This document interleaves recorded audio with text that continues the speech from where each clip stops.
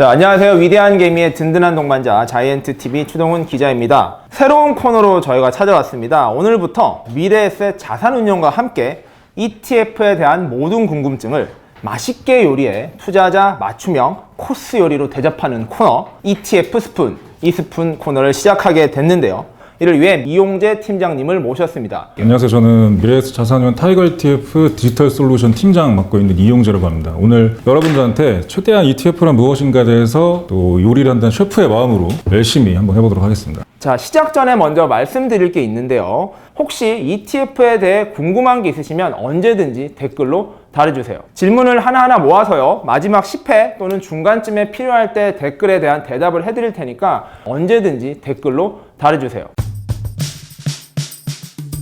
첫 회인 만큼 ETF가 무엇인지를 한번 정리하고 시작하는 시간을 갖도록 하겠습니다. ETF란 무엇일까요? ETF는 그냥 그 이름 안에 다 뜻이 수 있다고 보시면 될 것 같아요. 네. 보시면은 제가 직접 한 땀 한 땀 요리한다는 마음으로 그렸던 그림이고요. 인덱스 펀드를 상장시켜서 주식처럼 거래가 매매가 가능하게 만든 펀드다라고 보시면 돼요. 이게 전부입니다. 여기 그림 보시면 왼쪽 상단에 코스피 200 인덱스라는 게 있습니다. 이 인덱스는 200개의 종목으로 되어 있어요. 그 다음에 오른쪽 화살표로 넘어오시면 이제 이걸 잘게 자릅니다. 요 한 줄이 요 잘게 잘라서 가로로 한 줄, 요게 이제 인덱스 펀드라고 보시면 되고, 이제 요런 것들을 밑에 가방에 하나하나씩 담아서 거래소, 한국 거래소 상장시켰다. 그렇게 되면은 이제 요 가방 꾸러미 하나하나가 ETF가 되는 거죠. ETF는 여러 주식을 투자하고 싶은데 그 리스크를 줄여주고 어쨌든 간에 분산 투자를 할 수 있는 상품이다. 이렇게 보시면 될 것 같은데 일반 주식을 안 사고 ETF를 사야 되는 이유가 무엇이 있을까요? 일단은 말씀하신 대로 분산 투자가 가능하다라는 거죠. 그러니까 종목 위험을 최소화할 수 있다. 그러면서 편하게 매매가 가능하다. 싸게 투자할 수 있고요. 일반 공모 펀드보다 보수가 싸고, 일반 투자자분들은 종목 중에 뭐가 좋은지를 쭉 뽑아내기가 굉장히 좀 리소스가 제한적이죠. 운용사들의 픽을 간편하게 ETF로 한 번에 분산 투자할 수 있다라는 장점들이 있죠. 종목 투자를 하면은 어떤 종목을 사버리면은 그 종목이 떨어지면 바로 이제 데미지를 입는데, 여러 종목을 한꺼번에 담아 놓은 거니까 어떤 건 떨어져도 다른 게 올라가면서 전체의 이제 섹터나 테마의 흐름대로 가져갈 수 있다. 그렇죠. 대표 지수 코스피 200 이런 걸 투자하는 게 아니라 실제로 요즘에는 운용사별로 향후 미래 트렌드를 반영한 테마형 ETF들이 많이 나오고 있잖아요. 종목들을 전부 다 리서치할 수 없어요, 개인들이. 그래서 이런 것들을 운용사에서 나오는 테마형 ETF들을 활용하면 좀 더 편하게 투자할 수 있죠. 편리하게 투자할 수 있죠. 일반 펀드 대신에 ETF를 해야 되는 이유, 그거는 어떻게 될까요? 일단 펀드 같은 경우는 판매 보수라는 게 있어가지고요. 그런 판매 보수의 비중이 전체 펀드에 차지하는 비중에서 꽤 됩니다. 이런 것들은 일단 없고요. 또 매매가 편리하고 장중에서 쉽게 매매를 할 수가 있고요. 펀드는 그게 불가능하죠. 또 마찬가지 이유인데, 펀드 같은 경우는 기준가가 하루에 하나 나옵니다. 장 끝나고 사무수탁사가 기준가를 만들어내는 그 하나로 모든 거래가 이루어지는데, ETF 같은 경우는 이제 시장가가 있죠. 시장에서 매수 매도 그 안에 맞춰지는 그 딱 거래 가격이 있기 때문에 장중에는 편하게 매매를 하고 체결가를 본인이 확인할 수 있는 거죠, 투자자들이. 근데 펀드는 그런 게 좀 어렵다. 이런 다양한 단점들을 ETF가 좀 극복을 해서 요즘에는 좀 ETF로 많이 재테크를 하시는 거죠, 펀드 대신에. 그럼 반대로 ETF의 단점도 있나요? 단점이요? 단점을 생각 안 해봤는데, 단점이 딱히 없어요. 펀드보다 확실히 모든 면에서 좀 우월하죠. 그다음 최근에 액티브 ETF도 나왔기 때문에 거의 모든 전략을 ETF로 구사할 수가 있어요. 찾아보려 해도 아무리 찾아보려 해도 뭐 있긴 있을 텐데 제가 다음 시간에 찾아보겠습니다. 다음 시간에 찾아볼게요. 시장에서 이제 관심을 받고 주목을 받게 된 거, 그건 언제쯤인가요? 또 ETF 시장 전체가 점프하셨던 계기는 블랙락이 2009년도에 바클레이즈 글로벌 인베스터즈를 인수하면서 그 안에 아이쇼레스가 들어있었거든요.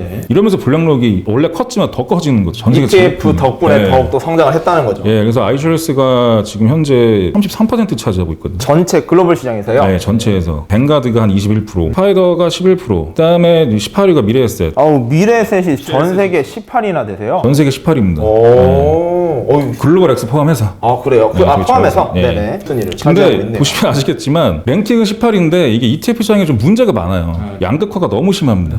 지금 보시면은 1, 2, 3등 다 더하면 65% 될 거예요. 그 나머지 542개 운용사 중에서 저 점유율 5%를 넘는 게 없어요. 양극화가 너무 심해서 시장 구성 자체가 편성 자체가 하나의 너무 기형적이죠, 약간. 그러면 또 미래에셋 같은 경우에는 이런 데서 시장 점유율을 많이 늘리는 게 또 목표이시겠네요. 그렇죠. 저희도 국내뿐만 아니라 글로벌리 좋은 상품을 현지에 공급하는 게 또 저희 회사의 전략이고요. 국내에서도 ETF 인기가 워낙 많아졌어요. 그래서 재테크 대표 상품으로 자리 잡았고 ETF 일평균 거래량을 거래소별로 나누면 한국 거래소가 넘버 5, 탑 5입니다. 5위 거래량을 가지고 있는 시장이라는 거네요. ETF를 사랑하고 있다는 거 대한민국 사람들이. 그래서 보시면 1등은 당연히 뉴욕 증권 거래소, 2등은 나스닥, 3등은 시카고 옵션 거래소, 4등은 상하이 증권 거래소. 그다음이 한국 거래소. 미국, 중국 그 다음에 한국이 ETF 거래량으로는 이만큼을 차지하고 있다는 뜻이네요. 네, G2 다음에 한국이죠. 이번에는 ETF 종류에 대해서도 한번 이야기를 해보려 합니다. 단순히 이제 크게 운영 전략적인 측면으로 나누면 패시브와 액티브가 있어요. 이제 패시브는 아까 말씀드린 인덱스 펀드를 그냥 상장시킨 것.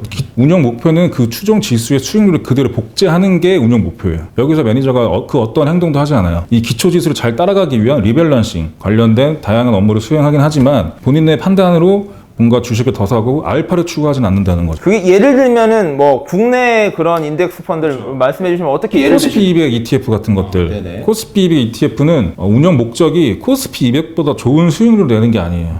코스피 200의 수익률을 그대로 추정하는 거예요. 100% 추정할 수 있으면 그게 제일 좋은 ETF인 거예요. 그게 더 좋은 거라는 그쵸? 거죠? 수익률을 더 냈다고 해서 좋은 거라고 볼 수 어렵죠. 예, 운영 목표가 그런 거니까. 두 번째는 반대죠. 액티브 ETF.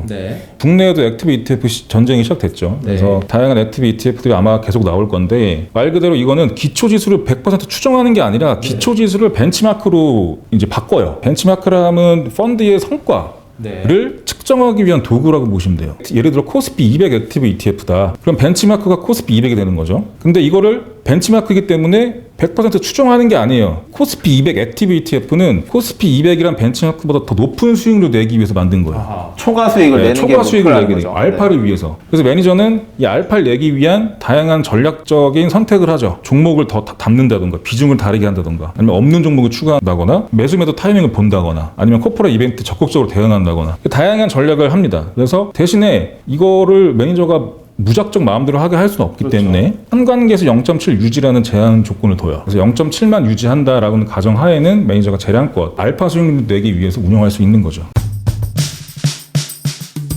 국내를 대표하는 지수 뭐가 있죠? 국내는 뭐니 해도 코스피와 코스닥, 코스피 200과 코스닥 150. 이 두 개의 대표 지수 좀 간단히 설명해 줄 수 있으실까요? 코스피 200은 유가증권 시장에 상장된 시가총액 1등부터 200등까지를 구성한 지수고요. 출시일은 1994년도에 출시된 지수라고 보시면 돼요. 200개 종목의 비중은 유동시가총액 가중 방식이라고 시장에 유통되는 주식 곱하기 주가죠. 이걸 곱했을 때 유동시가총액이 나오는데 이거 순서대로 1등부터 200등까지 1등부터 200등까지. 네, 잘랐다라고 보시면 되고 이렇게 하는 이유는 ETF나 펀드가 이 해당 종목들을 추종할 때 실제로 시장의 종목들 유동되는 주식수가 중요한 거거든요. 그래서 애초에 유동시가총액 가중 방식으로 랭킹을 매겼다라고 보시면 될 것 같고요. 그다음에 편입 기준은 뭐 시장 대표성, 산업 대표성, 유동성, 우량 기업으로 담을게라고 보시면 되고 제외 섹터 없다. 전부 다 모든 섹터 담고 있다. 대신에 우리는 대형 우량주만 담는다.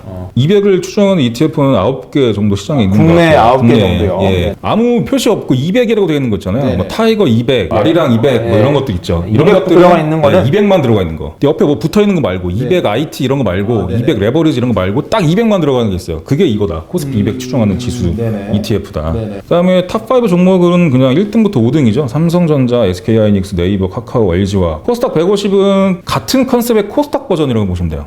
1등부터 150등까지의 우량주. 비중 방법론 똑같아요. 유동시가총액 가중 방식. 그래서 코스피 200과 코스닥 150은 항상 같이 공시를 하시면 돼요. 그러면 이번에는 미국에 대한 이야기를 해볼게요. 미국의 대표 지수 어떤 게 있을까요? 미국은 3개가 있어요. 제일 역사가 깊은 게 다우존스, 두 번째가 1957년에 나왔던 S&P 500, 그다음에 1985년도에 나왔던 나스닥 100. 미국은 워낙 자본시장이 빨리 발달했기 때문에 1900년도 초반에 이미 웬만한 펀드나 지수들이 거의 다 나왔던 거래소도 많이 생겼고 S&P 500은 편입 종목은 당연히 500개. 편입 기준은 유동지수랑 거래대금 뭐 다양한 기준들이 있어요. 분기, 단기 순이익 이런 것도 보고 이런 것들을 충족한 시총상위 500개 기업이라고 보시면 되고요. 대표 ETF는 스파이 추정하는 ETF 종목 수는 많습니다. 184개 제일 많고 거의 제일 많은 수준이고요. 그러니까 미국 시장에 투자한다라고 하면 거의 S&P 500 ETF를 그냥 담고 간다라고 보시면 되고요. 다음에 나스닥 같은 경우는 상대적으로 제일 최신에 만들어진 지수 1985년에 만들어졌고, 그다음에 나스닥 거래소에 상장된 시가총액 상위 100개. 100개. 예, 그 대표 ETF는 QQQ. 유명하죠. 그다음에 뭐 타이거 미국 나스닥 100. 이런 거는 이제 한국에 상장되어 있는 것 중에 저희 타이거 미국 나스닥 100이 제일 크고요. 그다음에 킨덱스 미국 나스닥 100, 뭐 KB스터도 있고요. 코덱스도 있고 되게 많이 있어요. 선택의 폭은 국내에서는 많다. 그래서 QQQ 여기 ETF를 그래서 선택하든지 아니면 한국에 상장된 나스닥 100 ETF를 선택할 수도 있다. 금방 말씀하신 것 중에 미국에 있는 QQQ에 바로 투자를 하는 것과 한국에 있는 이제 나스닥 100 이런 거를 투자하는 거는 좀 어떤 차이가 있을까요? 일단 보수 차이가 있을 거예요. 보수가 뭐 여기 ETF 보수 따로 보셔야 되고 국내 상장된 미국 나스닥 100 ETF 보수도 좀 보셔야 되는데 지금 현재 국내에서도 약간 보수 인하 경쟁이 붙었기 때문에 아마 보수 전체 보수는 국내에 상장돼 있는 그 나스닥 100 ETF의 보수가 경쟁력이 떨어지진 않을 거예요. 예, 비교해 보셔야 되고 그게 좀 다르고 첫째 다르고 일단 거래 시간도 다르죠. QQQ는 이제 미국 장 시간에서 매매를 해야 되시고 타이거 미국 나스닥 100 같은 국내 상장된 것들은 국내 장 오픈 시간에 매매할 수 있는 거고요. 그다음에 연금, 개인연금, 퇴직연금, 연금 쪽의 계좌에서는 여기 ETF가 직접 편입이 안 되고요. 그래서 연금에서 좀 장기 투자로 나스닥 100에 투자하고 싶다. 그러면 국내 상장된 것들 중에서 고르셔야 된다. 그리고 또 국내 상장된 것들 중에서는 아무래도 그 순자산 총액이 큰 것들이 조금 유리한 면이 있죠. 예. 자, 지금까지 저희들이 한번 ETF란 무엇인가 라는 주제로 기본적인 맥스를 짚어봤습니다. 위대한 개미의 든든한 동반자 자이언트TV, 오늘 이 스푼 맛이 좀 어떠셨나요? 다음에도 더욱 맛있고 소화가 잘 되는 더 좋은 ETF 컨텐츠로 찾아오겠습니다. 감사합니다.